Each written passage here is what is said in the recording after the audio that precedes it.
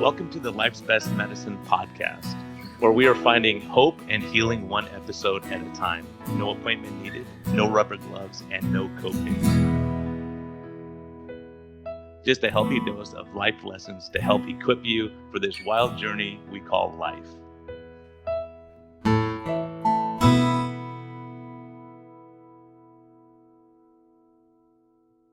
Hey everyone, this is a friendly reminder that we are here for entertainment purposes only.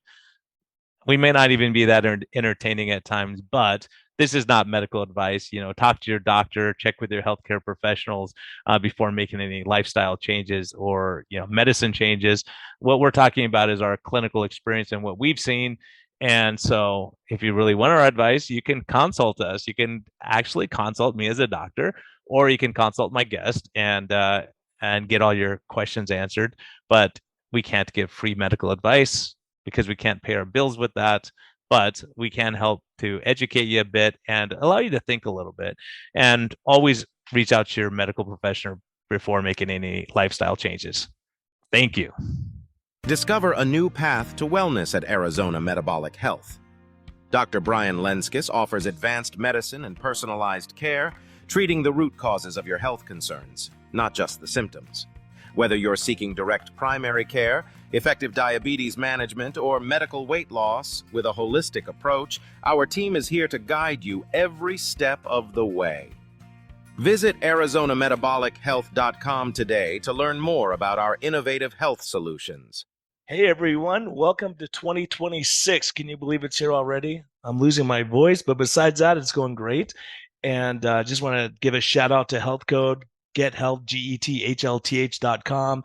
Great protein shakes, vanilla and chocolate macadamia. Both are awesome. Great way to reset for the new year. A lot of us may have had some cookies and cakes and different things during the holidays. Now it's time to get back and reset that metabolic clock here. So reach out to Health Code. They're doing some great work. They've been a great sponsor for me. They have berberine there that helps with insulin sensitivity. They're coming out with some new products that I'm really excited about. They have some flavorings. You can go on their website and check them all out, see what flavors you like, that you could add to your vanilla or chocolate to spice it up a little bit so you're not having the same thing all the time. So Happy New Year. Health Code, thank you for all you're doing. And I'm really excited about some of your new products that are coming out. So everyone, please support them. They've been a great support to me. Thank you very much. And happy 2026, everyone. Hello and welcome back to the Life's Best Medicine podcast. I don't get super excited and not sleep the night before very often, but I have a guest here who's just her research, what she's doing. She's got PhDs and stuff. I don't even know what it means. And so 5 of those, I'll just have to read it. Applied mathematician, immunology, so she knows more than a lot of the people who are giving us our advice, computational biology, molecular biologist, and biochemist, and a musician, and surfer, and logger. Logger, was that right? You're a logger too? All right, let's hear about it. Logger in surf slang is longboarding. Oh, longboard. Okay, got it. All right. Yeah, I live in Huntington. I grew up in Huntington Beach. I live in San Diego, and I don't know the terminology. I got to learn this stuff. See, I'm learning stuff already from you. I knew it. So, Doc, multiple Doc, thanks so much for joining me. Let's start at the beginning. What were you like as a kid? Like, what got you to have this brain where you learn so much in one field and you go, oh, I have a PhD there. I'm just going to learn that. Like, no one does that. What happened to you? I think who can really say, right? I don't remember what I did 5 minutes ago, but I feel the same. I feel exactly the same as I always have. I've always been curious. I've always wanted to know how things work. I'm the kind of person that finds out how things work by taking things apart physically, which I love to do. But putting things back together is not my forte. I'm not a great computer programmer for that reason. I made that connection when I started my applied math degree. So, I did school and I played outside a lot because I grew up in the 80s and I had an older brother and I did a lot of stupid things because I wanted to impress my brother, like tobogganing, standing up, and I cracked my tooth off when I was 17 and because I was doing things like that. But you'll just do it like a thrill seeker. Like Let's do it. What the heck? I'm not a thrill seeker though. That's the weird part. I think I have this thing where I want to prove stuff to certain people, like people that I admire, like my brother, you know. I think everyone's like that with their older siblings. Like you want to impress them, so you do stupid stuff that you would normally do. But Like, I'll try it. Yeah, they dared me to do it, so I'll do it. I'll jump off this thing. well, it was fun until I landed on a rock and cracked my tooth off on New Year's Day. So Anyway, does this run in your family? Like, are you guys academia family? Like, does everyone like have multiple PhDs and like high achievers? well, actually, yes, but not a single person in my family is normal by the you know the typical use of the word normal. Um, we do all have PhDs except for one. But my dad got his when he was 40 something. My mom got hers when she was 40 something.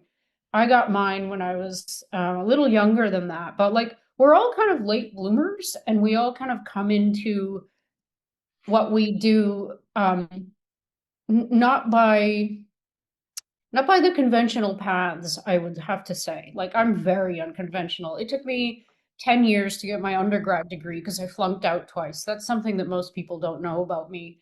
And it's not because I was dumb. It's because I wasn't interested. I wanted to play with my friends. And so that's what I did.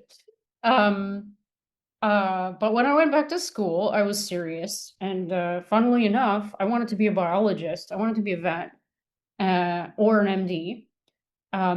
Neither of those paths came to fruition because even though I had a really high GPA, grade point average, I apparently didn't have a high enough one to get into the biology faculty, which is really weird. In order to qualify to, well, it wasn't a qualification, but I wanted to have a biology background before I applied to vet school. Anyway, so I had to pick a major. So I was like, what will I pick? I just decided to pick what came easy to me, and for some reason, math comes easy to me. So I went into applied math, and it just kind of snowballed from there. Like, what do you do with an applied math degree? Like, you apply it to what you're interested in. What am I Mhm. interested in? Microbiology. So I applied it to immunology, which is like the hardest subject matter anyone can learn. Of all the degrees and educational things that I've done, that 3 year degree program was the hardest thing. I never studied harder. I had to do twice as much work as everyone else. I know that I did. I know that I worked harder um, because things don't come to me easily. I just don't give up. That's the thing with me. That's That's what the makes important thing me. in ELA, right? Just keep plugging. Like med school is the same thing. Just keep plugging along, keep moving forward because you can get overwhelmed and just go, screw it, I'm going to do something else. I had people quit the second, third year, I'm not Yeah. doing this anymore. I'm done. But like Yep. through all that, so you spend all this time in immunology, your hardest time. And then over the last 5 years, you're listening to all this crazy talk from doctors that have no clue. Oh, your kitty's over there like roaming around. I'm waiting for Uh-huh. them to make an appearance and get in the He way, but will. yeah, that's all good. So like you hear this craziness. Like I remember like someone asked Fauci about natural immunity and he goes, well, I haven't considered that yet. Like, really? Like you've never freaking considered that? Like during, the whole vax rollout and all this kind of stuff or whatever we want to call it here. Um, Well, it's I got to would be venture mind to blowing for guess you to see that's that. yeah, I don't think that's how he really feels. He's more like a TV doctor than an actual doctor. I don't think he's ever done an experiment in his life. He's just kind of the guy that they put there, I think. Yeah. He'd probably be horribly offended by me saying that, but I'm sorry, that's what he looks like. He Well, looks it's just like the he, truth, though. I mean, the truth is he yeah. wasn't treating COVID patients. Everyone said he's Well, treating no, right? It's a obviously figurehead. not. Yeah, exactly. So So those of I us who were treating patients were getting frustrated. We're like, how do you not consider all these? Like, obviously, it has to be a big consideration, especially if you're rolling out a huge vax that's going to save the world. It's like if people are like, I already had it way early on, and I was like, if I've already had it, I already have natural immunity. And people said that's a crazy conspiracy theory. It's like that's that's immunology 101, right? yeah, exactly. So here's my cat for everyone who Oh, there wants. you go. Oh my gosh. He has to join whenever I do an interview. So yeah, I was gonna say, like when I was doing my immunology degree, I had an amazing colleague in my, who's doing her joint MD PhD, same lab as me, the HIV immunology lab, and she we were friends, and we used to talk. I used to pick her brain about what she was doing in the med school program because I wanted to do that too at one point. And I used to go to Grand Rounds because I'm really weird and I just want to learn stuff. And so I learned during this period of time that the 4-year program for med school at Memorial University of Newfoundland only has one immunology course, one. And during the immunology program, the master's program, you have to do a lot of courses in immunology. You have to do the basics, you have to do cancer immunology, you have to do mouse immunology. And this is all in tandem with doing experiments in the various and sundry, like different labs that do immunology. It was very difficult, let me tell you. Got the highest marks overall though, because I worked so hard. And I am saying that and I am proud of myself because damn, I worked hard and I won an award. Um, anyway, so yeah, one course in immunology, and I'm like, what the hell are you gonna learn in one course? That's not even the tip of the tip of the tip of the iceberg. So it's not just that the med students coming out of med school, and that was back in the day. Now it's even more multiple choicey. Um, one immunology course, no vaccinology. Nobody studies anything related to vaccinology in med school. They just follow the CDC pink and blue books once they get into practice, right? Yeah, they're just told. And then you start realizing when you start looking, when Kennedy came along and started looking at the data, you go, oh my gosh, like there's no data. I mean, it's crazy. And Aaron Siri, I had him on, we talked about it. And, Patricia Lee, who's a friend of mine, was the first doctor I know who stood up and said, wait, we got a problem. Like she called it really early too. She was reaching out to me. I haven't seen her since USC in 1999 in the HIV ward that we rounded together. And she was saying, I'm seeing all this crazy. I'm seeing like pneumocystis pneumonia, which is an AIDS defining illness. And I said, okay, you're in the Bay Area. I'm in suburbia. I don't see it. She was like, when's the last time you saw it? And I said, I haven't seen it for 25 years. Right. And then she goes, well, I have 5 cases in the hospital right now. I said, okay, like you're in the Bay Area, right? And she said, none of them have HIV. And I was like, oh, chemotherapy. No, no chemotherapy. There's some immunomodulator. Nope, post-vax. And she got 2 shots. So she goes, I didn't have anything happen to me, but I'm seeing it. And she went through a list of her patients. I'm like, you've got to be kidding me. And I go, you can't really talk. If you talk about this, you're gonna like if you put gum under the table in third grade, they're gonna find out and you're gonna be crucified, right? And she goes, I go, why are you doing it? She goes, because they're going to force it on our kids if we don't stand up. I'm willing to I'll find a new job. I don't care. I got to do the right thing. And I was like, wow. And then she connected me with Aaron Siri, who goes out and he starts going through the data and you go, oh my gosh, like this is crazy. Like, how can we not have any placebo trials? And they go, oh, at that time, and like, and you called, I'll tell you, I'm going to put a link to that if that's okay with you, your video that interviewed in 21 where you go, look, here's what's going to happen. And it was like spot on.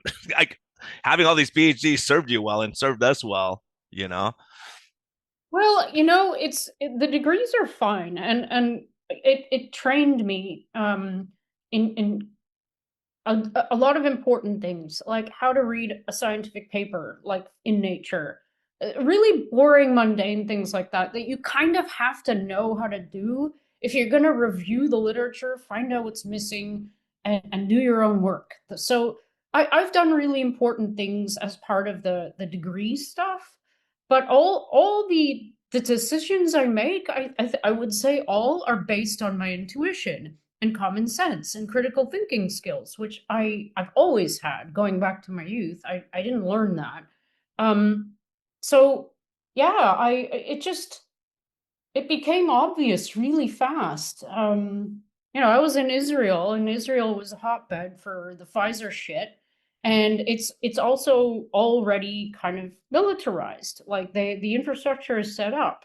It's not a military state, but like we it's a place where if you get called to action in a fight way, this place is ready. So when they said you weren't allowed to go to the sea or to go on a walk more than 100 meters from your house, they didn't just say that shit.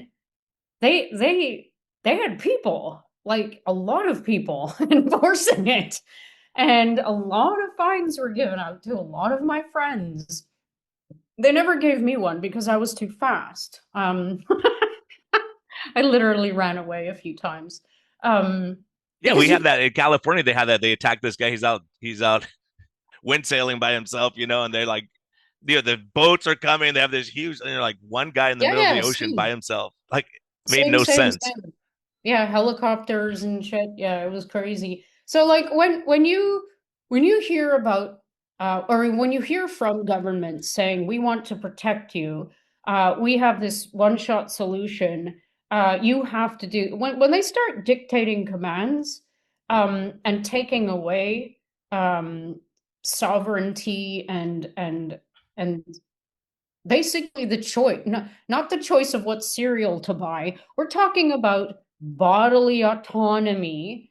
Then you know that some line's being crossed. This isn't about some stupid pathogen. Even if it was deadly, which it was never deadly, it's bad, but for very different reasons than everybody knows, I think, and definitely from the reasons we were told. Um, but even if it was deadly, no government has the right to dictate to its people that it serves what they can do as a course of action to protect themselves. You can do whatever you want. You can hide in your home. You can wear a mask. You can inject yourself a billion times with whatever shit you want. But you can't tell someone else that they have to do that.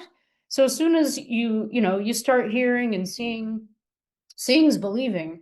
I was like, no, no, no, no. There's something else going on here, man. Like this isn't about a zoonotic pathogen. And again, that's what the schooling part of what I've done really helped me to see quickly and delineate in a way that I could present it to other people in the form of pretty pictures. From data, say from VAERS, to show them, like, listen, there's something very wrong with what's going on, and there's something very wrong with these products that they're claiming are the only solution out of this, man-made disaster. Yeah, that's just crazy. Even the things I'm seeing now, that's what, I'll tell you, I was, watching, yeah, obviously a lot of things were being censored so you couldn't hear about it, right? So I had Peter McCullough on during that time. We talked about best way to treat this thing. YouTube took it down in 17 seconds. This podcast, 17 seconds was gone. Mhm. Like, Yes. in the trash. Yeah. Like, and I get a strike against me. Like, we were talking about clinical experience. We had data, we had the charts. No one asked me to say, hey, let me see your charts and see if you're telling the truth. And it was crazy. Every time I got taken down 4 times, each time was when I had a doctor on discussing, Patricia Lee being one of them, talking about what she was seeing in clinic, hospice doctors saying what they're seeing. And so you said, gosh, there was a concerted uh, uh, effort on this. And the crazy thing is, the guy who really kind of blew my mind is your friend Kevin McKernan. When I saw his data going, there's DNA in this thing, I thought, I hope he's a crazy person, because if he's Yeah. right, A wonderful response. It's so refreshing to hear that because I have that same reaction sometimes. I'm like, oh man, I hope this is one of these quack pops. But it turns out he's not. yeah. So can we talk about that a little bit? Like how many times his study has been replicated around the world? Yeah, a lot of times. I don't know how many, but it's like 10 or something. There's I think there are 5 published studies, like peer-reviewed published studies. Don't quote me on that. It could be 4 or it could, I don't know. I think it's 5. Which are reproductions of the work in different labs by different people using different techniques, which is absolutely essential to science and meritorious work.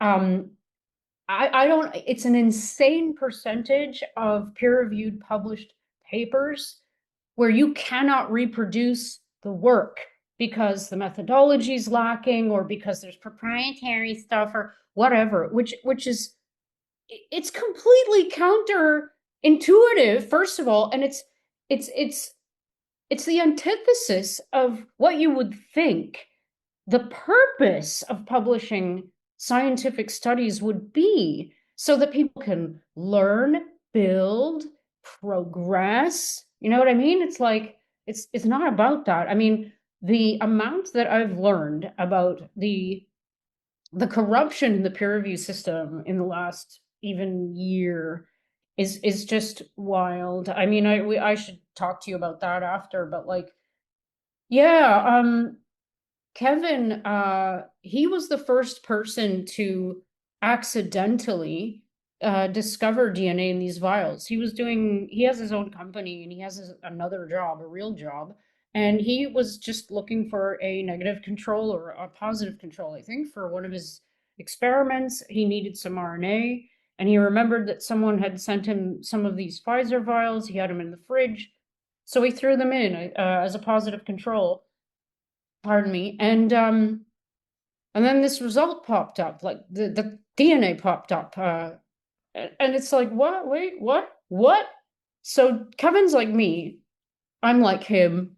And have you We're known him like, for a while? Have you two been friends and like worked together over the years, or was this like? what? No, I mean, we knew of each other, but like we didn't start like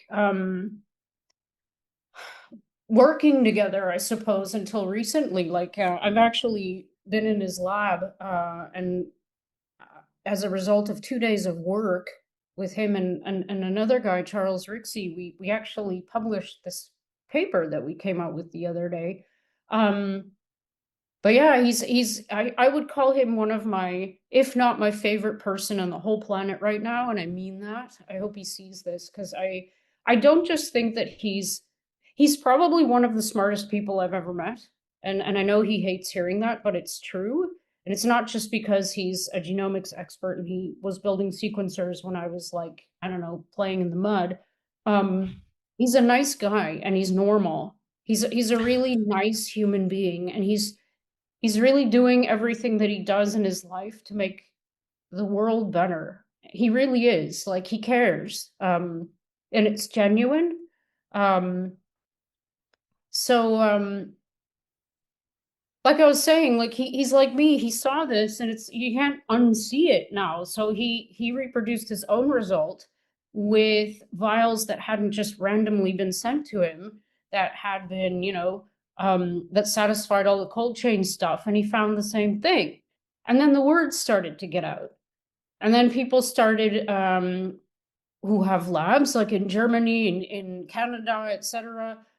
They started to check whether or not this was correct. And Philip Buchholz, this is an infamous story, he set out to prove Kevin wrong, because he's like, this guy's a whack job. Like, there's no way. And he used a different technique called Oxford nanopore sequencing, and he found boatloads of DNA in the vials that he tested. So this was like a snowball effect once it was learned about in the community, because it's so appalling.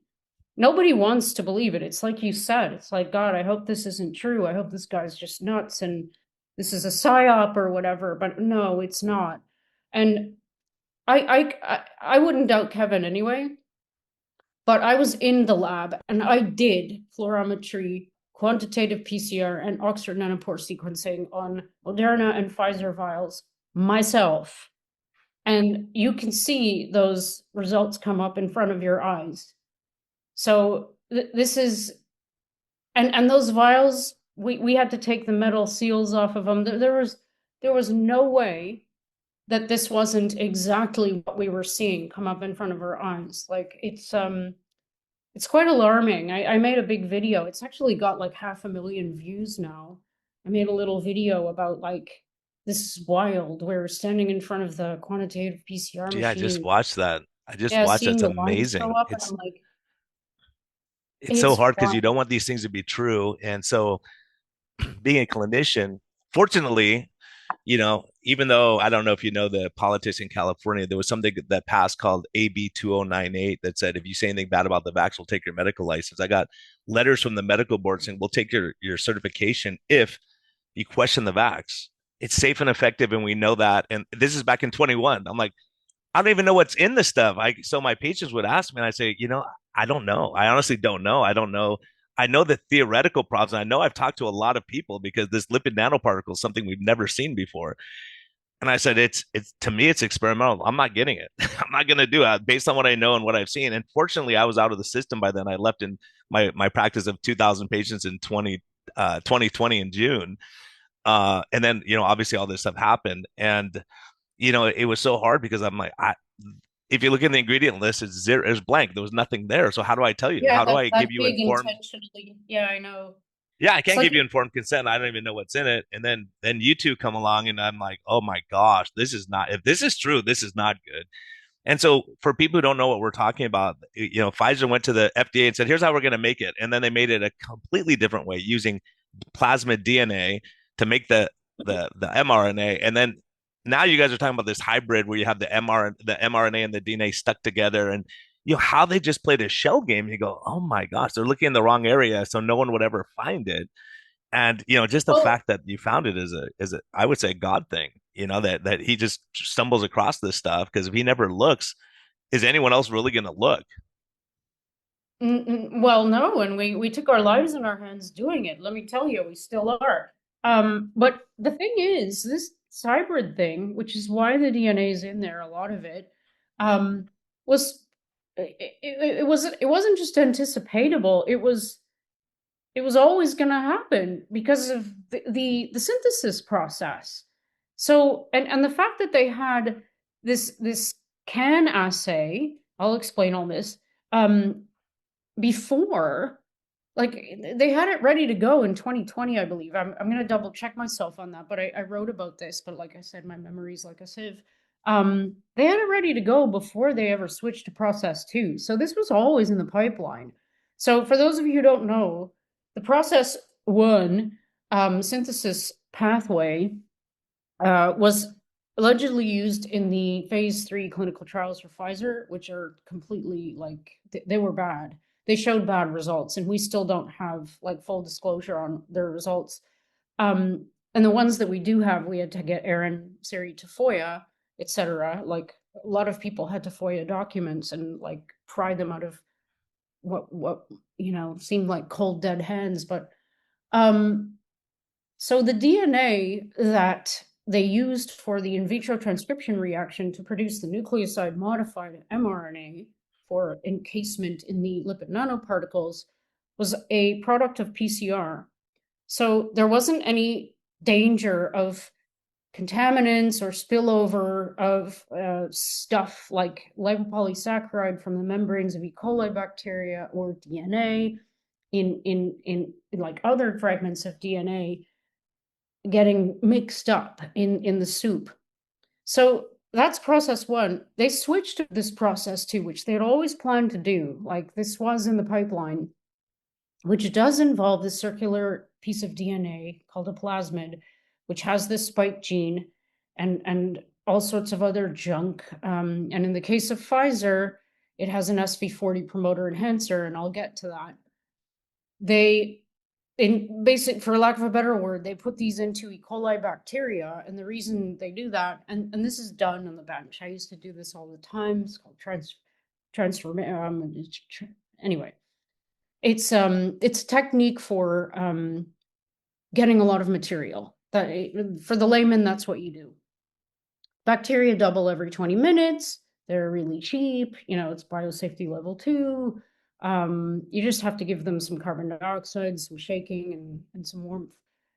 And the product is that you have bacteria that are carrying your plasmid with your gene of interest after a selection process with antibiotics. And what you're supposed to do after that is linearize your plasmid, which means take it out of its circular form. And that's going to provide the template for in vitro transcription to mRNA. This isn't normal mRNA, though. It's not exactly the template, because they replaced the uridines with an N1-methyl pseudouridine, which caused a whole bunch of other problems. But here's the thing. If you're visualizing this, if you have any kind of background in biochemistry, And you can visualize a DNA template and an RNA, a transcribed mRNA and mRNA transcript. They're complementary, right? Why wouldn't they stick together perfectly? And that's what happened. Yeah, it's like Velcro or a zipper. They stick together because they're the Exactly. match. Exactly. And the N1-methyl pseudouridines have a much higher melting temperature. So what that effectively means is that they're stickier. And once they stick on, they're really hard to unstick. And what we mentioned in this new paper that we published is that we found out definitively that the enzyme that they used at the end of this process to clean out the DNA, and who knows what else they didn't clean out, isn't effective. And this is published years ago. This is published. This is published by frickin' BioNTech themselves. They have a paper out that actually quotes the Sutton paper that says DNase 1 does not work on hybrids very well, so don't use it. And they used it. So there's all sorts of DNA left over that got packaged into the lipid nanoparticles. And It's that's without horrific. question now, right? That's without I don't there's That no is question without about that. That's not question. conspiracy theory. That's not like we know that that's a fact. No, every single vial that was tested in every single lab has DNA in certain amounts, some more than others. The variability is off the charts, and that's a huge quality control thing. That is like good manufacturing practices thrown out the window. You're not supposed to have variability in a product like this. You're not. Is it Um, true? I just talked to Peter McCullough. He says no batch was ever quality tested by the FDA. And he said he sat down with, and he named him Marty McCrary. He said it. He goes, I sat down with him. Are you going to start quality testing? He said, no, we're not. We don't have the manpower for that. That's what Peter McCullough said. I don't know if that's true, but that's exactly what he thought. And he usually is pretty solid in what he's saying. So you look at that and go, how do you not quality control anything? If we have a drug that is potentially causing a problem, don't you think the FDA would be there like inspecting like crazy? Oh, I don't have anything to say about the FDA right now. Not a fan. So for people who don't realize, there are the manufacturers and there are the quality controllers, the regulators like the FDA, Health Canada, TGA, Therapeutic Goods Administration, etc., the EMA. In some cases they were deceived, but all of them know, and they've known since 2023 about this DNA contamination, and it is contamination. And in the case of Pfizer products, there's an additional piece of DNA that we're finding that has been found by many labs called SV40 promoter enhancer. This is a mammalian promoter. It doesn't belong there. It wasn't disclosed by the manufacturers or by the regulators. In fact, it was removed from the only plasmid map that we have access to on a disclosed European Medicines Agency document. And this is a functional promoter used in gene therapy. Like it is. So I'm not, it's just mind blowing. I mean, people ask me all the time, like, how is it, why is it in there? Like, how did it get in there? And my best guess is that they, Pfizer, it was a race, right? Pfizer, Moderna were in a race in the beginning. And they just grabbed I don't know, the easiest or the closest gene therapy plasmid that they had. Either that, and then they figured, well, it won't matter. Or either that, or they did it on purpose because they wanted the SV40 promoter enhancer to get into people, and that's SV40 promotes really, cancer production, right? yes. So SV40 promoter enhancer binds p53. This is the guardian of the genome, and if that happens, everything goes awry. Um, the reason this is so bad is, well, the another reason is so bad is that I don't even know where to start with all this crap, man. There's no concept of dose, okay? So when you get injected with that 300 microliters, with Pfizer containing 30 micrograms of RNA or Moderna containing 100 micrograms of RNA, And how much DNA, we don't know. And what DNA? We have no idea in each individual where those LNPs, the lipid nanoparticles, are going to traffic to, which cells are going to get transfected. Let's explain to people what lipid nanoparticles are, because that's the Right. big issue, right? Because naked DNA is a lot like Paul Offit, the Vax guy, saying, "Well, you eat steak all the time, and there's DNA, and that's like." And I heard you talking, saying, "Well, it automatically digests in your stomach. It doesn't go into your nucleus of your cells."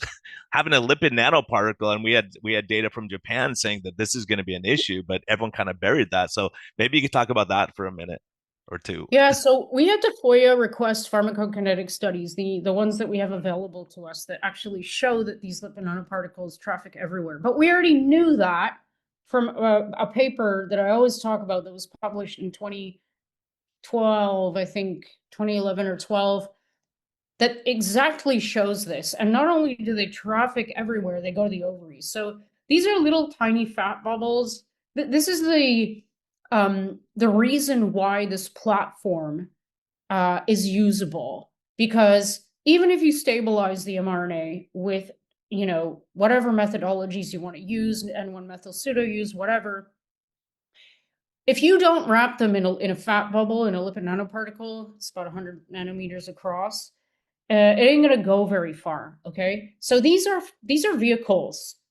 And they're not just vehicles for like moving around, they're vehicles for bringing shit into your cells.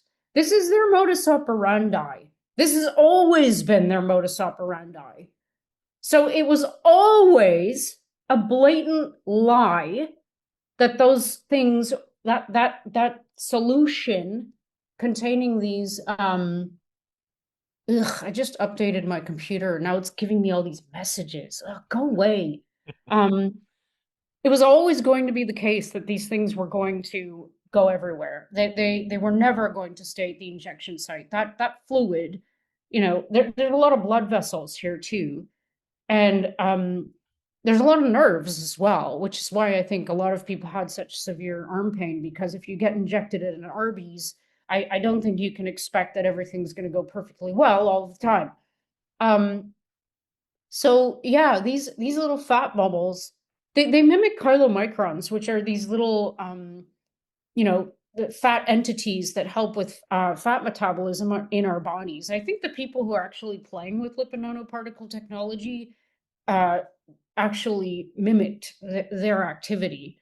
It's kind of brilliant. I mean, from a biotech point of view, it's all absolutely beautiful and brilliant.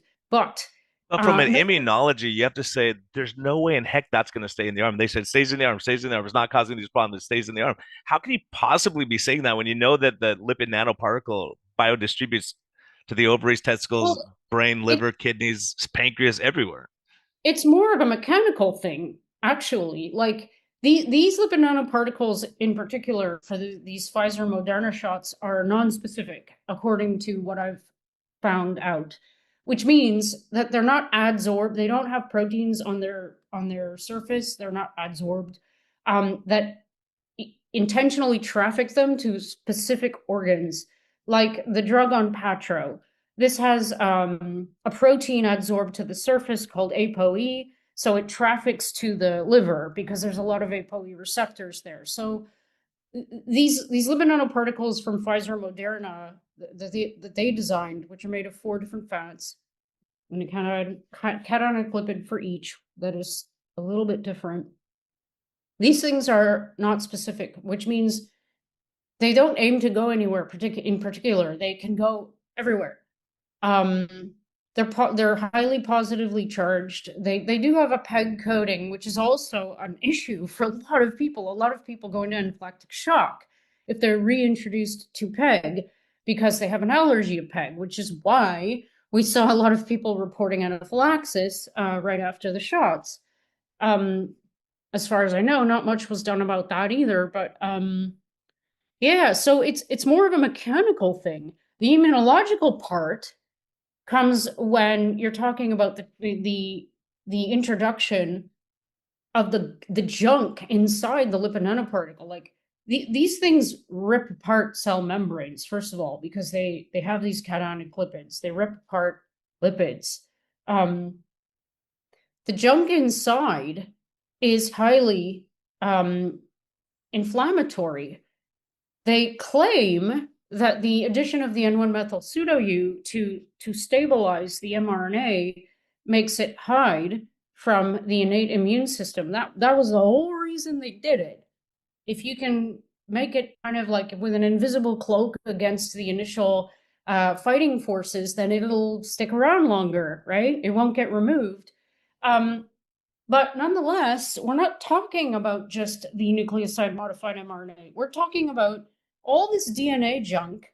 And all you have to do, and this is known, all you have to do, and by known, I mean it's published in the peer reviewed literature. All you have to do is introduce any kind of foreign DNA fragments to the inside of a cell, into the goop inside, the cytosol, and you can induce high inflammatory pathways, including the cGAS-STING pathway, it's a cancer pathway. You don't have to have integration of DNA, which is another issue.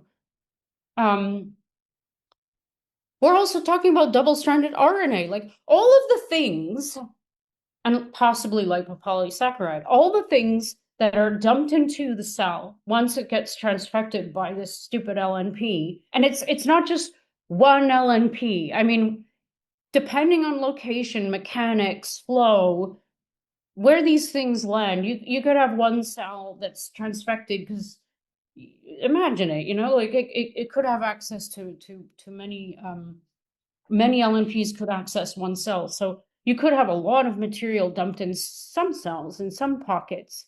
Like you said, there's accumulation in the ovaries, in the adrenals, in the liver, in the brain, in the heart.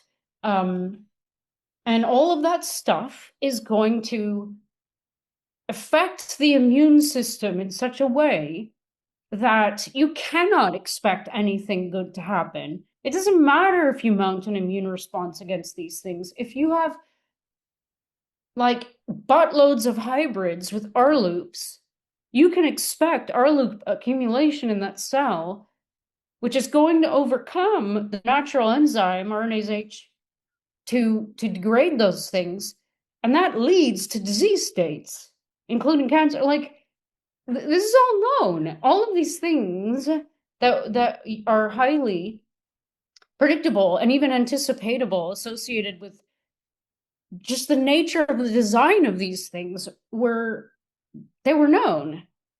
It just took us, a little bit of a while to.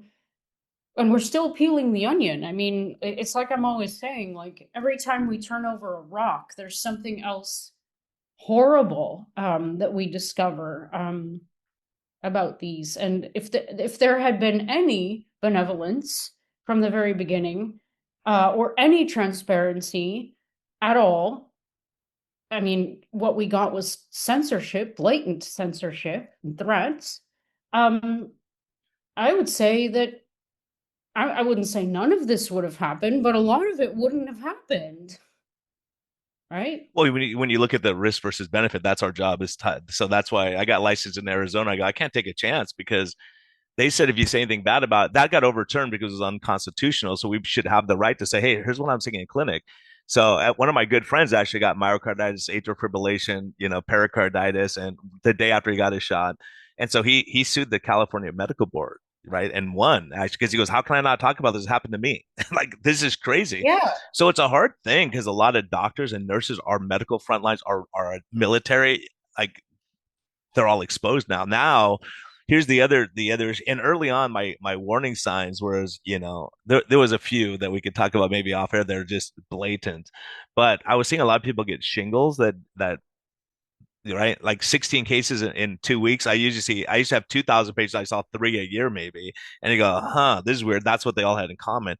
And then psoriasis, and then rheumatoid arthritis, and I think that final number was 5 women over the age of 65, normal weight, get type 1 diabetes. Like, that is incredible, and you've never seen this before, right? And then it's been published now that that's definitely, we're seeing that.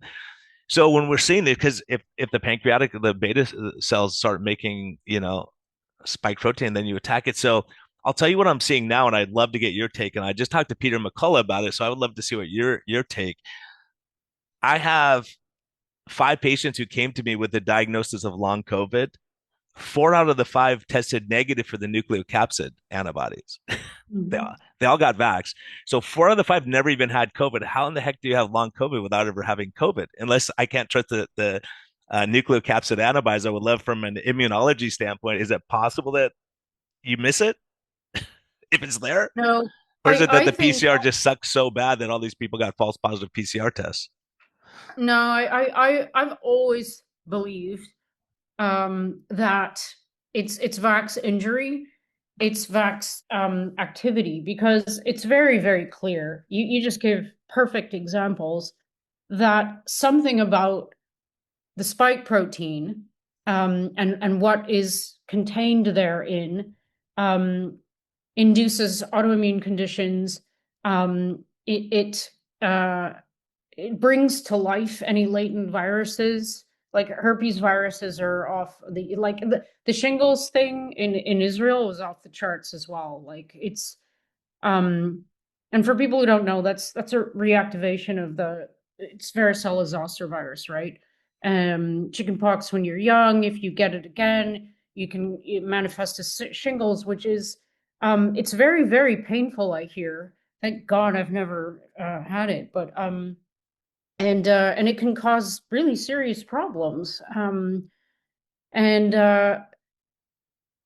I think this long COVID thing. I mean, maybe I'm wrong, but it sounds a lot like reactivation of either chronic fatigue, whatever chronic fatigue syndrome Epstein is. Barr, Epstein-Barr, 100%. That happened yeah, to me. Lyme With disease. the SARS, Lyme disease, exactly. So all of these things that are rampant now in America, like Lyme disease is like that's crazy. Like the Borrelia infections and anyway, it just seems to me that something about the spike protein and the reason I'm saying spike protein is it does imply that you can have this happen from SARS and you can have it more likely happen from the shots. And this is a numbers game. You cannot compare the exposure of spike when you get naturally exposed to these injections, especially for the people who got multiple injections. There's no comparison It's a with huge, like a lot of zeros at the end of the vaccine versus getting natural infection. like you can't count the zeros. It's that many. I actually did calculate it. It's horrific. But the um the spike protein itself is a really nasty bugger. Like they made something really bad, and it's hard for me as a skeptical, critical, rational human being to explain to myself how it's possible that they didn't design this thing to ruin the human immune system. And I really mean that. Um, why are Yeah, there you're either peptides? completely incompetent, don't understand immunology, right? You're No, either that can't completely be. confident or you're evil. Like that's the only No, way two it's equations I think we can look at now. yeah, I think there is evil at play. There's no way anyone could explain away the amyloidogenic peptides. There's no way anyone could explain the sheer number of homologous peptides in the spike protein to human proteins. No way. And of course, it's not always going to manifest in an autoimmune response, but the proof is in the pudding, man. The number of people who've developed new autoimmune diseases, especially a lot of skin ones, and reactivations of existing autoimmune conditions that were fine before they got the shots. Reactivation of It's cancers, like people have been breast cancer mastectomy 22 years ago. Now all of a sudden they have a recurrence. Like that is unheard of. like rapid fire too, and like rapid evolution as well is what I'm hearing. But yeah, it's like something about the spike protein, or many things about the spike protein itself, is completely decimating the immune system. And that brings me back to what you were saying about your friend seeing the AIDS like phenomena, because a lot of people are describing immune collapse. It's almost like um, we're looking at T cell exhaustion. That's what I think. Overexertion, overuse, overexpansion, and it leads to clonal exhaustion. And if you keep like injecting the same antigen or a different version of an antigen into your body in this manner, where your own cells are going to be translating these proteins, and then you expect an immune response to ensue, like that's going to have to a natural immune reaction, and I'll explain what that means, you lost your mind, because all the peer-reviewed literature also indicates, and this is a no-brainer, we already know this, that repeated um, antigenic stimulation with the same antigen is going to induce tolerance. That's the reason. That's what our bodies do. Our gorgeous, complex immune systems are designed so that you don't react to repeat stimulations like a bee sting in a way that's going to kill you in most people. Now, this can go awry as well, but you don't want to force that on your immune system. And that's what these repeat injections do. I mean, it's so frustrating. When you get introduced to the pathogen naturally, and Fauci knows this, intranasally, first of all, you have your mucosa here, which usually takes care of everything. Like you don't have to get sick at all, especially if your vitamin D levels are optimized. You're introduced to like a lot of different proteins, and the natural, the native state of the virus or pathogen.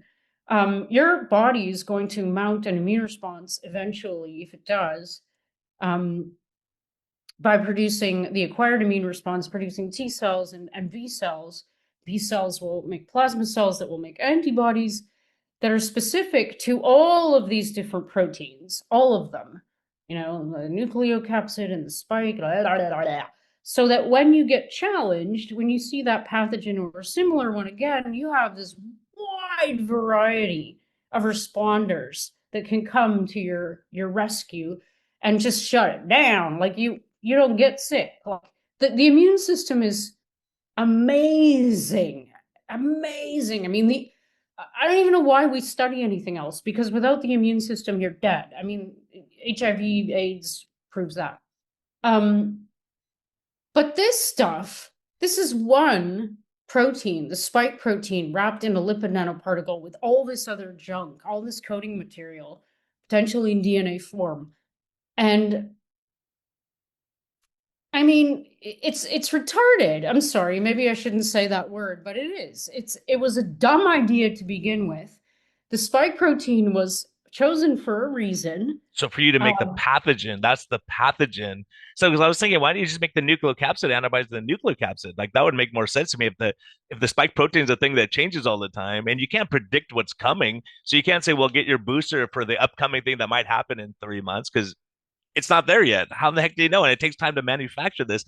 So the whole concept, I was thinking, this is crazy from the beginning. And also, like our immune response. So if I get the flu today, my anti-flu antibodies are going to be super high, but in a month or two, when I check it, it's going to be zero, right? It goes away. You don't keep making it when the thing's not there anymore. It has a curve like this. Exactly.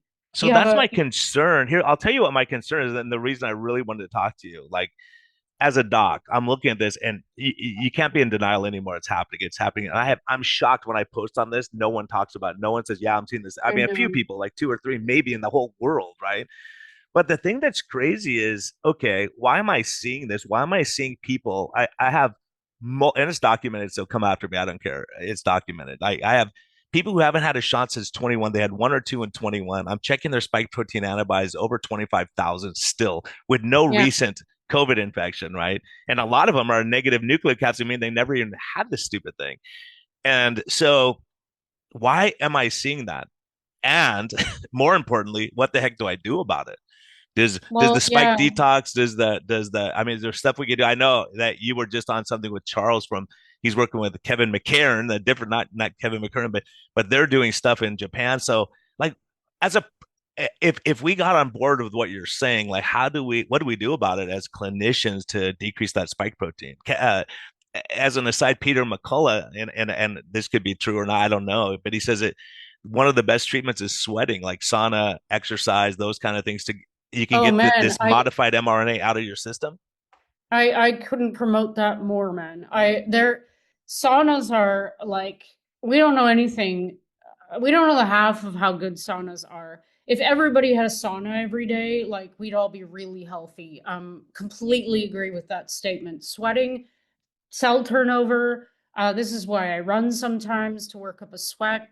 Everything goes faster, everything moves faster. Cell turnover, clearance of pathogens, clearance of toxins, sweating, yes. So Kevin McCairn has come up with a way to filter out the crap in your blood. Now, the problem is that some people are persistently producing spike protein, and that could be because they have this crap integrated into their DNA. So every time a cell becomes active and that little coding material, gets buzzed, like the doorbell goes off, then they're going to start producing more spike protein again. So this is a problem. I mean, this is why HIV is a problem and why we can't get rid of HIV, as you probably know. I mean, it injects its coding material into your cells and it hides, and we have no idea where those cells are. It's one of the biggest problems with HIV. You can't just like smoke them out like the bees. It'd be nice if we could, but whenever those cells become active, whichever cells they are that get latently infected, boom, decimation all over again. That's exactly what this sounds like to me, which scares the shit out of me. So I don't think this happened in a lot of people, but I absolutely think it has happened in some.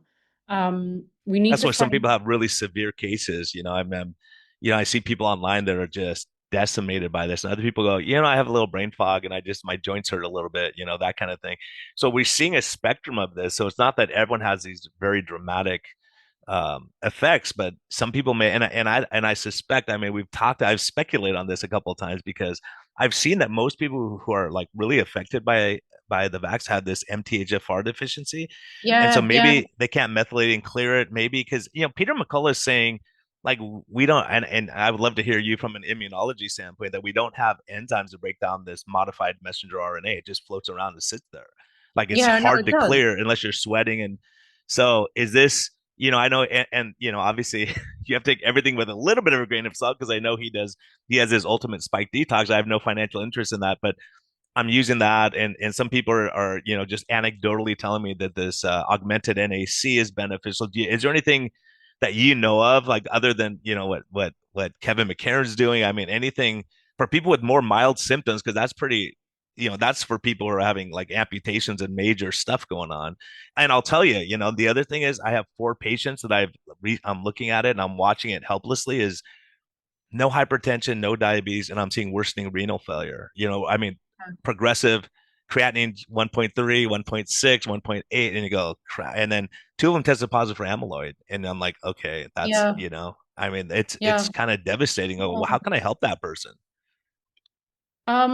oh, such a hard question. I don't envy you. Well, first of all, what I've learned about, um, I'll preface it with this. I think everybody knows their own body better than anyone. What feels good to you, do.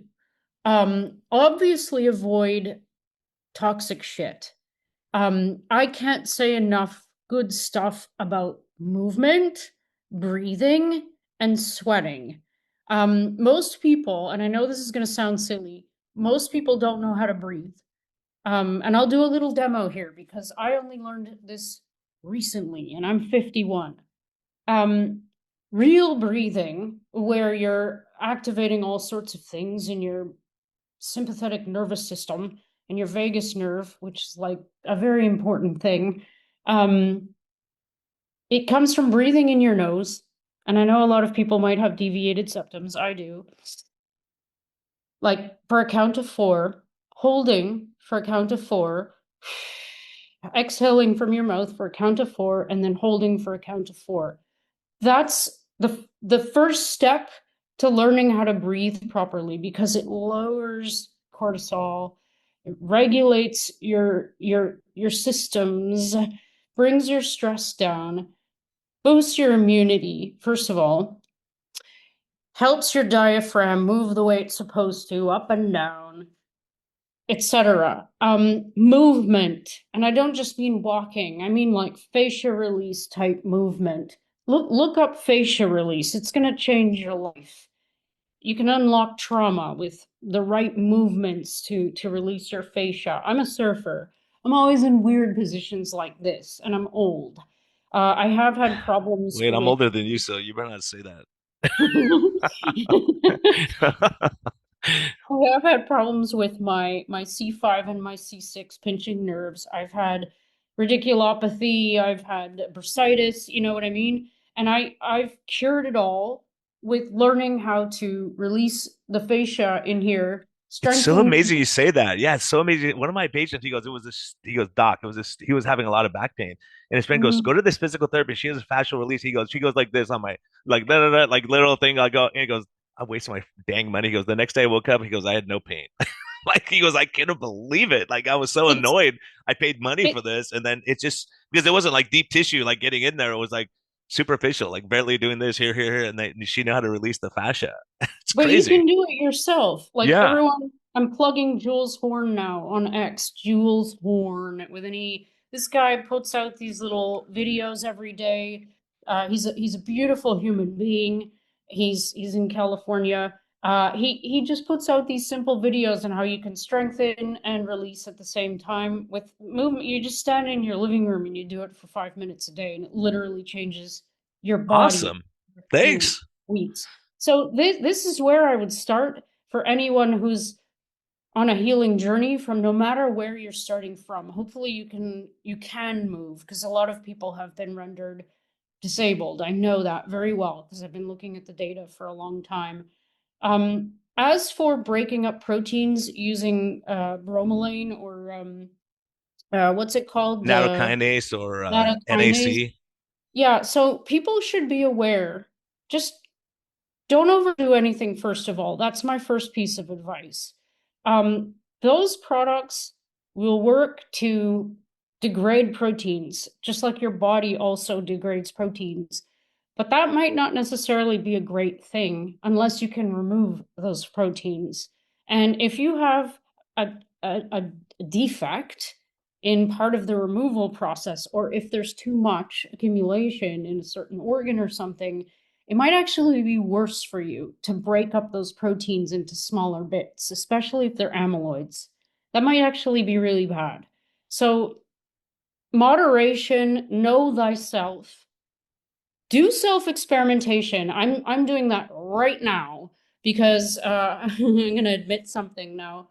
Um, I think cholesterol is one of the most important things to ingest. Your brain can't really work well without it. But I didn't realize that cholesterol can affect your gallbladder in a very bad way.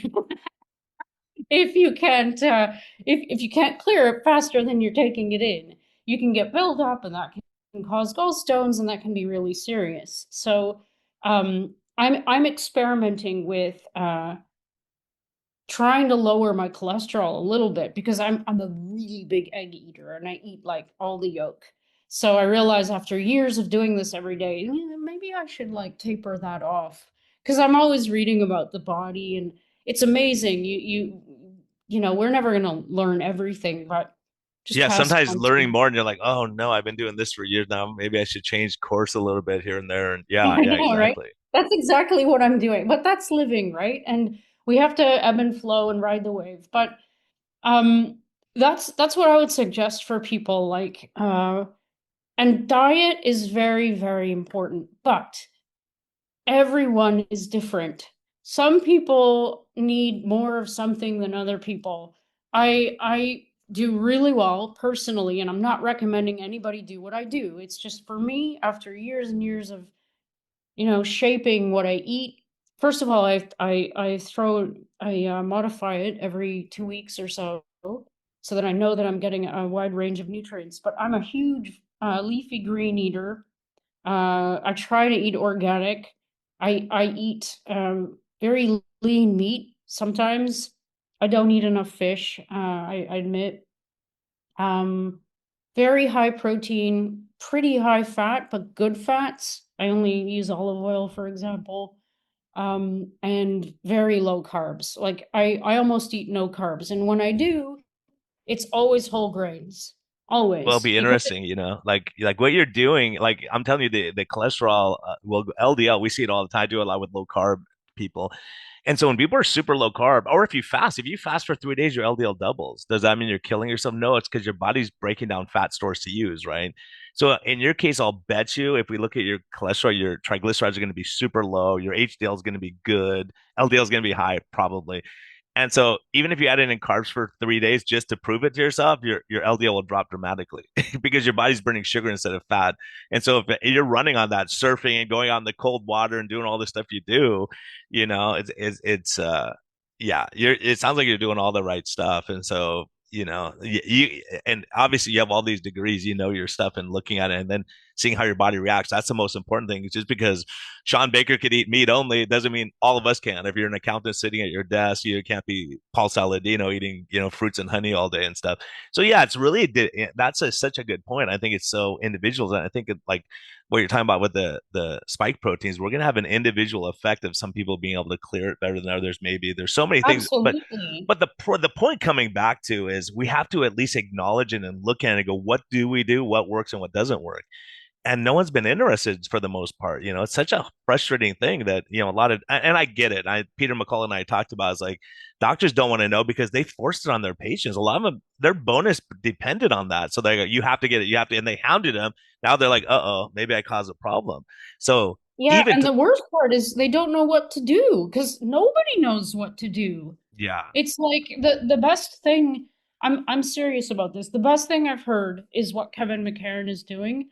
Um, it's invasive though. Like you would have to go to Japan, and it's And everyone interested, I'll put a link to what they did a podcast recently, and so I'll put a link to all these so you can go and look at for yourself and kind of assess that. Yeah. And the thing is, they're having very positive results, even though it's like in an experimental phase. But if you're at the end of your rope and you can't live from day to day, and you're completely immobilized by the autoimmune attacks that you're having, MS, whatever, his method filters out autoantibodies. And he's saying, and I can't tell you how rapid those symptoms would resolve if you actually remove, the splinter from the source point, so to say. Like the body is. This is another thing I want to get across to everyone who's seeking solutions, who might be running out of hope. Well, first of all, we're doing everything we can. Trust me, in the background to try and help, even though there's only a few of us. But the body is so magnificent at healing itself. I've never really fasted in a real way, but autophagy it works. I know that this is true because a lot of, like almost everyone I know has tried it. True autophagy, like it, you basically can reset your entire body if you quote unquote starve it for a few days, like 72 hours or something. Yeah, the Something entire gut physiological microbiome, happens. it does a huge amount of benefit. Oh man, yeah, the microbiome. Don't get me started. Oh, well, We all because need some. have you ever come across Sabine Hazen? Yeah, Do of you know who she course, is? we're good friends. Oh, because I'm like, you guys are like the same, like, you're peace loving people. You want to do the right thing, but don't back you into a corner because you'll come out like say, look, this is the way it is. And, like get the feelings out of it, emotions, like, and she's hilarious to me because she's just got in people's faces and go, look, I know what I'm talking about here. I'm not making this stuff up. I'm looking at the data and research and clinical experience. So I think yeah, I think a lot of people just like, they just say, "Oh well, if Fauci says it's true, so I'm not gonna like observe what I'm seeing," and like it's impossible that doctors aren't seeing this. It's impossible. It's like there's just no way unless you just have a willful ignorance where you don't want to look, because the answer is not a there's not a happy answer. None of us want to see this, but at least we can say, well, let's start looking at it and do something about it, and there is some hope, and I don't want to like scare people, but I wanted them to know the realities. Like, hey, consider this if you're like the first one in line every time this thing comes out, and say, gosh, what are the possible ramifications? No one thought about. I mean, I get it. It was a time when everyone's like, and I'll tell you, people like you were the bad guy because like that was their ticket to freedom, and you're saying bad things about the thing that's going to save the world, right? In their mind. And so that's the problem is like if you said, hey, here's my reservations, here's my concerns. And I talked to people who did the original research, and they were telling me like this list of side effects at the very beginning that they knew of. One of my patients has like the protocols, and you go, oh my gosh. She goes, no way I'm getting it. She retired. She goes, I'm not getting it. I'm done. I'm not doing it. Like she knew enough to say, I've seen enough. I'm not doing it. But it's just such a hard thing. And maybe just for a second, I don't want to keep you because I know I knew this hour would go by so dang fast. But maybe just for people who don't know, like just give a blurb, and hopefully I get Kevin McCarran on to talk about it. But the pub smear stuff where this peer reviewed is peer reviewed, and you see what a crap the peer review is, and it's so biased, and how people can strong arm this. Yeah, I will. But I just want to say one thing about the when they do this again, because they're going to do it again, trust me. You have to ask yourself the question in silence. What if something does happen to me? Don't think anyone's coming to your rescue, because these companies are completely off the hook. They are liability free. You can't sue them. You can't do anything. If you get damaged, and you can get severely damaged, just go online, look it up, or ask a neighbor. You are on your own. So that's the question you need to ask yourself. Are you okay with that? Are you willing to take that risk? Because these things that they rolled out come with enormous risk. And I can guarantee you everything coming down the pipeline is either going to be the same platform or the self-amplifying thing, which is worse. So it's not just peer review that's bad. What we have experienced lately is post peer review attacks. So there's a website called PubPeer, and I'm not promoting them. I just want people to know that this insidious thing exists, and it is insidious. I don't say things for nothing. This is a small group of people who do Sybil attacks, which means that they represent themselves as many people under different pseudonyms, and it's just one arsehole. No credentials, no disclosures of conflicts of interest, no disclosures of who they are, what they do, and they just Funding source. Yeah, they just hunt for any title of any paper that goes against the so-called narrative of safe and effective, and they aim to take them down. They team up with Retraction Watch. I'm not saying this all rhetorically. This all happened to me recently, okay? Kevin And the and FBI I, is investigating this, right? Theoretically. yeah, yes. Well, hopefully. I don't know what they're doing, but It whatever. may put it at the back of the list, but yeah. Yeah. So, me and Kevin and David Speaker, who's a Canadian immunologist, we published a paper in Autoimmunity ages ago. Not ages ago, like a few months ago, and it's under investigation now because of these people. There's no reason for it to be under investigation. There's nothing that they've claimed that we haven't, actually written additional frickin' review papers about to refute what they're saying, or why they're saying what they're saying is complete nonsense. One of the main instigating comments on PubPeer that incited the original investigation was fraud. It was just a fraudulent comment. They misquoted a quote from another paper that we had in our paper as a reference. What he wrote that they said didn't exist. It was complete, and he admitted it online. I mean, you guys wouldn't believe it. You wouldn't believe the half of Yeah, it. it's just blatant. It's just unbelievable. It's It's hard. I mean, I've been cartel. listening to you guys talking about this. I'm like, oh my gosh, this is It's a cartel, and it needs to be destroyed. And so Science Guardians, look them up on X. They actually have created their own post peer review system, which is ethical. These guys are serious. They have lawyers. they don't publish anything that they don't fact check out the yin yang, like to the point where they'll go to Reuters and they'll see what Reuters wrote about it and like make their, comments in line with that shit. I mean, they're serious. I wouldn't say this if I didn't believe it and I wasn't experienced in knowing this. They are science guardians. They're trying to protect what it means, which goes full circle back to what I was saying at the beginning, to do science and publish your work.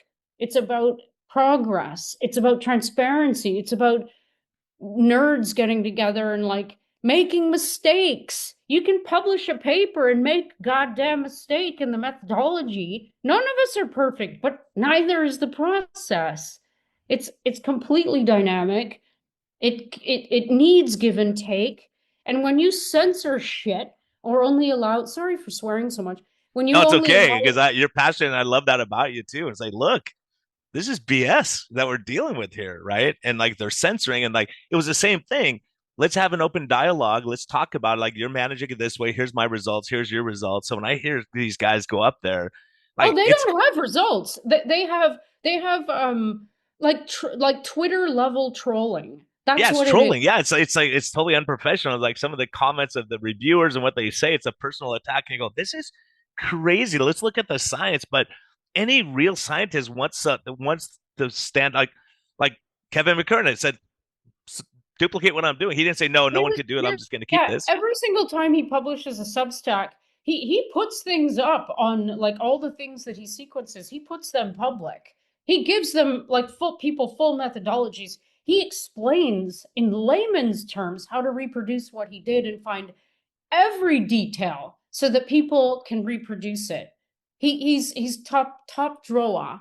But Yeah, I've one heard more you guys thing. enough. I mean, there's very few people I trust these days in medicine and science. And you too, every time I hear, I'll go, oh my gosh. I mean, I've just seen stuff you've talked about over. I was driving back from Arizona. I listened to it, just stayed on a roll on Rumble of all your interviews. I was like, oh my gosh. I was driving by myself, so my wife didn't have to get tortured by it. But it was pretty amazing, like just to hear all of the stuff you guys saying, go, look, I see so much stuff online. Like if you go back at how much BS was out there, like oh it stops with you and all these things, but your stuff stood up to the test of time. Like you look and stuff you said 21, 22, 20, and you're like, oh my gosh, I wish you weren't right. I wish you weren't right on this stuff. But when you understand the science and it's not like you're biased, so much of the stuff that's published is either they have to have big money behind them. They're like, and like when Kevin's talking about $40 billion in the journals, of payoffs, when you come up with something, you got to pay $3,000 just to get them to look at your paper, Yeah, and you go, "This yeah. is crazy." It Yeah, is just somebody wrote to me the other day and said, how do I no, she said, how do you afford the publishing fees? You're publishing so much lately. And I'm like, well, that's why you get co-authors sometimes. I'm yeah, just and how, kidding, but like it's something that people don't understand.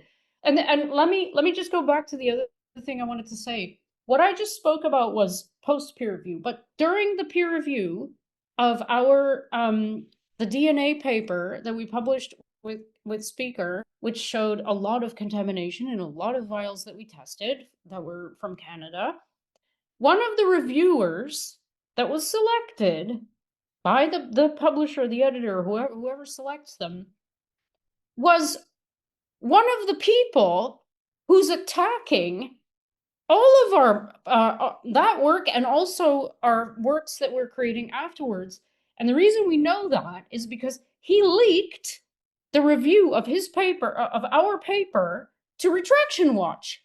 You can't do that. You sign a thing. It's called Copy Guidelines. You can't do that.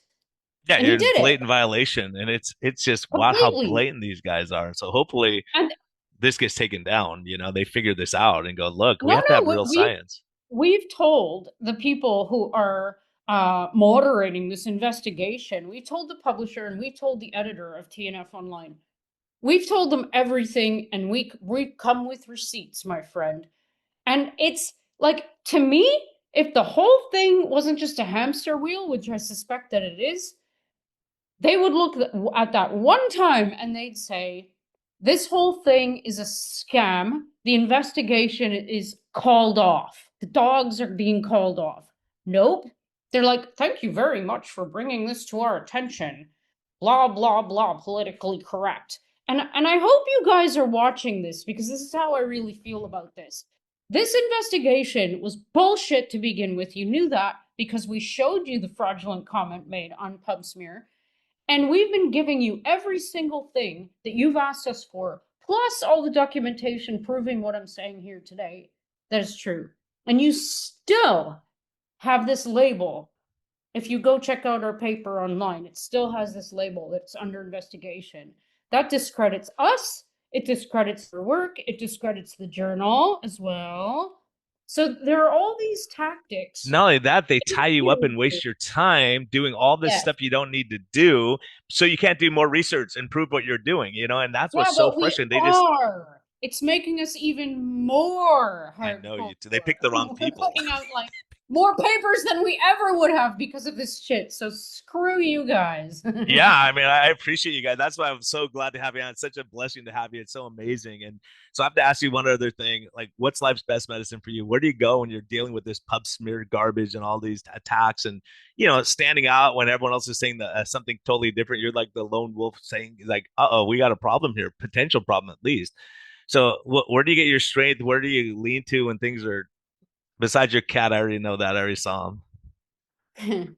um, I don't know. It depends where I am and what I'm doing. I went to Kevin's lab and I did some work and we published a paper on one occasion. If there are waves, I'll go surfing. If something is happening in the world and I feel like I need to write about it, I'll write a Substack. If I feel like I need to write another paper, then I don't know. I'm kind of like a fly by night human being. I just kind of do what I want in the moment. That's awesome. That's awesome. And you two are both Yeah. cat people too. His cat is pretty amazing. Both your cats are that He that's has like my first cat I two. ever had. Beautiful tabby. Yeah, he has two. I met them. Me and John Baudouin went to his house for dinner when I was there, and his wife, she's so lovely. She's like outstretched her hand. Oh, it's so nice to finally meet you. And I ran right past her to the cat because Ah, the yeah, cat's of course. tail. He was so poofy, and I started running around the house after the cat with the poofy tail like Homer Simpson. And and then I realized she was standing there with her hand outstretched, and I'm like, oh my god, I'm such an asshole. And I Oh, turned it's around, I'm great. like, oh god, I'm so sorry. It's just that I've been waiting for so long to meet these cats. Oh, they're so beautiful. So if people want to help you out, like how do they track you down? Like what's the best way for someone to go, I want to help with what the research because your research is like, I know you said it about Kevin too. Is Nobel Prize. Like, if everything's not rigged, you guys win Nobel Prize for what you're doing because it's so. We're talking about if we look in the United States, well, officially they're saying 81% of people at least got the first two shots. So this affects a vast majority of people what you're doing. And so how do people who want to support your research, what you're doing, get you published, deal with the legal garbage you guys have to deal with? How do they help you out? Um, Read my Substack. It's unpaid. But you can make a pledge. Oops, I think my internet. You can go to Substack. You can make a pledge. Maybe one day I'll go paid. But just read what I write on Substack. And I'm uh I'm a big fan of. Are you there? Yeah. I'm Yeah, a I'm big here. fan of Primal, Noster. This is something that most people don't know about now. But I'd recently joined Primal and I really like it. It's like the decentralized no data collection version of X. I'm really sorry to everyone if that's a really bad comparison, but Mm. um yeah, anyway, I am on X too, just loves JK, but I'm really suppressed there, and I don't get anything for being there. It's just like it's a place where I go to like I don't know, just post stuff. Um, yeah, just read what we write. Read check out Kevin McCarran's work if you're suffering, and consider um if you're really at the end of your rope, trying that out. Um, yeah, I don't know. I think How that's can good. We people got you. support me? I don't Yeah. know. If anything else, just like, just send us and Um, I'll put it in the show notes here. go visit go visit. All right, go visit Brownstone too, because they're like they're my tribe. I love everything about Brownstone, and as Jeffrey has told me in the past, you're so Brownstone, Jess. And I'm Yeah. very proud Brownstone to was be. calling out stuff early on And the too. And independent they were, medical landscape. yeah, but a lot of you guys really helped us. Like, really, I mean, someone was just bugging Kevin McKernan last night going, well, you're not an MD, so you can't give advice. And like, the guy was an idiot. And, you go, look, I'm an MD and he saved a lot of my patients' lives because I saw what you guys were saying. I go, okay, I got to at least let people know there's a possibility. They may, like, we haven't, like, let's look at it at least and consider this. But it's amazing. I lost patience because I said, look, I don't know. I just don't know. And other guys go, it's fine. Take it. Yeah. We know long-term safety. How do you know long-term safety when you have no long-term data? It's impossible. It was impossible to make these statements. So Yeah, we appreciate you. And I thank you exactly. so much for coming on. I couldn't believe it. And you go, yeah, let's do it. I'm like, oh God, thank you. Because I rarely reach out to people, especially scientists like you. So, and you're a real human being, and I really appreciate that and the work you're doing. So blessings to you. Thank you so much for joining me. And everyone, be kind to yourself, be kind to others, take a listen, share this with people, judge for yourself. They told you not to do your own research, and we're saying do your own research. That's exactly what Dr. Rose said. Do your own research. Yeah, Look, know your body. So, Doc, self-experiment and be very vigilant in maintaining this temple, because we don't know anything about consciousness. We don't know if this is the only time we get to do this. So act and live as if this is your only time, and listen to yourself and use your intuition and hone your intuition, and don't be afraid to be uncomfortable if you need to change things about yourself or your circle of friends if it feels right to you. And go surf if you surf. awesome stuff. Awesome stuff. Everyone, this is platinum level. This is great advice all around. I learned a lot. And but thank you so much, because these are questions I had. I go, gosh, it's so hard because no one really knows anything about this stuff. And they're denying it happens. When I talk about this online, people go, you're a grifter. I go, I'm not selling anything. I don't get any money for any of this crap. I'm just trying to Like, do figure it you out. even know what that word means? Yeah, I'm like, this is crazy, but like you're like pharma's not a grifter. I mean, come on, give me a break. But anyways, I appreciate your humanity and caring, and it comes across in your work. And even though I don't understand what the heck you guys are talking about, it's no, Well, don't no, but say I know that. enough. I know enough to go, yeah, this is what I'm seeing. So I really appreciate the work, and please let Kevin know I really appreciate him putting his neck out, because I know it's not a fun time, not a fun thing to do. But have a great weekend. Thanks for going along with us. I greatly appreciate it. I knew it would go by too fast. So if you got anything else coming out, you let me know. I'd love to have you back on. All right, Okay. Doc. Have a good one. Bye-bye. Bye.